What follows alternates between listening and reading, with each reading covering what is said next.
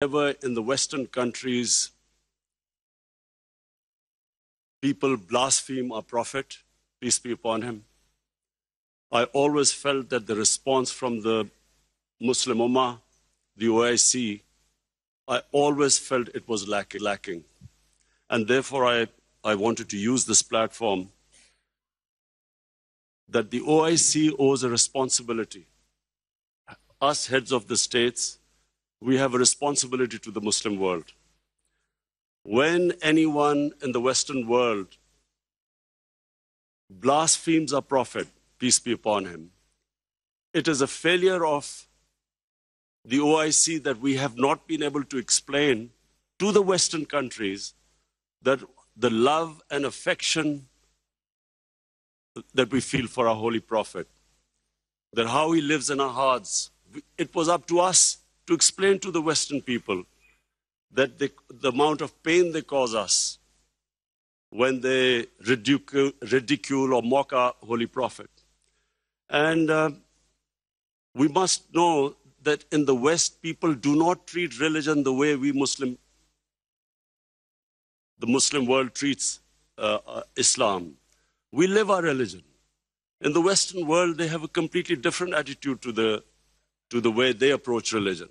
And so therefore, on this, Mr. Chairman, I would like to say from this platform that we must, in the forums like the United Nations, forums like the European Union, we must explain to them that they cannot hurt the sentiment of 1.3 billion people under the garb of freedom of expression.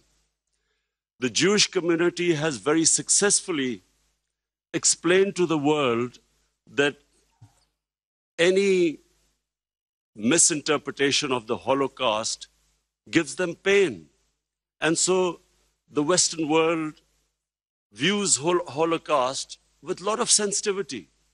But that sensitivity is lacking when they come to talking about our Holy Quran or our Prophet, peace be upon him. So I feel that this forum must take it upon itself to explain to the Western world through these forums what it means to us and how we love and respect our Holy Prophet. Secondly, the Western world has very, through ignorance partly and willfully, they have equated Islam with terrorism or radical Islam with terrorism. I feel that this has done a tremendous amount of disservice to the Muslim community. Religion has nothing to do with terrorism. No religion allows killing of innocent human beings. But by doing this, two things have happened against the Muslims. Number one, it has led to Islamophobia. Whenever there is a Muslim involved in terrorism, the word Islamic terrorism or radical Islam, the moment that is referred to define terrorism, the people in the West cannot distinguish between a moderate Muslim and a radical Muslim. So the whole suspicion is raised against Muslims everywhere. This attack in New Zealand by this gunman who goes into a mosque and shoots 50 innocent people is because they cannot understand that Islam has nothing to do with terrorism.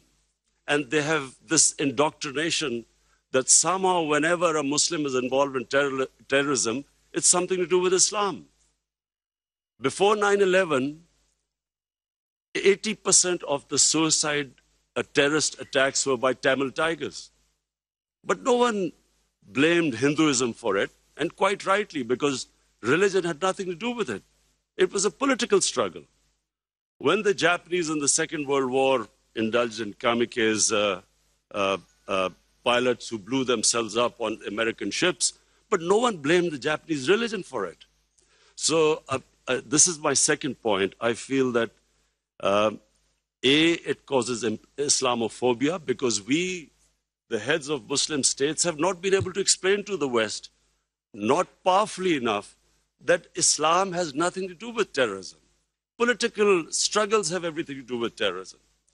And the second disadvantage which the Muslim world has as a result of this, I'm afraid is that Muslim freedom struggles or Muslim freedom political struggles are delegitimized when they are termed as because of Islamic radicalism.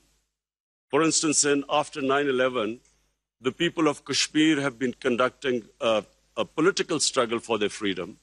But after 9/11, it was oppressed, calling it Islamic radicalism and Islamic terrorism. Similarly, the Palestinians. After 9/11, the Palestinians were oppressed. The Israeli government used the word Islamic terrorism. So this is my second point. I feel that from this forum, we must take a stand. We must de-link terrorism with Islam. My third point, Mr. Chairman, is about the Muslim world not paying much attention to science and technology. We have an organization called ComStech. I feel that we are on the verge of another industrial revolution with artificial intelligence and blockchain, new technologies coming in. We must not be left behind again. And I feel that we as a Muslim world must spend more of our resources in strengthening ourselves in this field. We must pay more attention to education, to quality education, to universities. Despite having all the resources, I'm afraid we lag behind. And I think from the OIC platform, it would be a good opportunity for us to concentrate on spending more on science and technology. Finally, Mr. Chairman, I would like to say that this is 50 years of OIC, and we all must again reiterate that how this organization came was because of the Palestinians being deprived of their homes, their rights, their human rights, their democratic rights. And so we reiterate again that there is no solution but a two-state solution in Palestine. East Jerusalem must become the capital of for the Palestinian people. And the Golan Heights must be returned as the 1967 borders, which all the international conventions, the United Nations resolutions say so. Similarly, I feel that in Kashmir, the people of Kashmir, again, have not been given their right to self-determination, as was guaranteed by the world community in 1948 through a UN resolution. The people of Kashmir recently have suffered a lot of oppression, and I do feel that us as a body, the OIC, must stand with the oppression that is going on in the Muslim world. I finally want to thank again King Salman bin Abdulaziz Al Saud for his great hospitality. I especially want to thank we had the great opportunity to go into to visit the Rawza Rasul in Medina yesterday, and from me and my delegation, we want to say that it gave us the greatest happiness and pleasure to be able to visit the mosque. Thank you very much.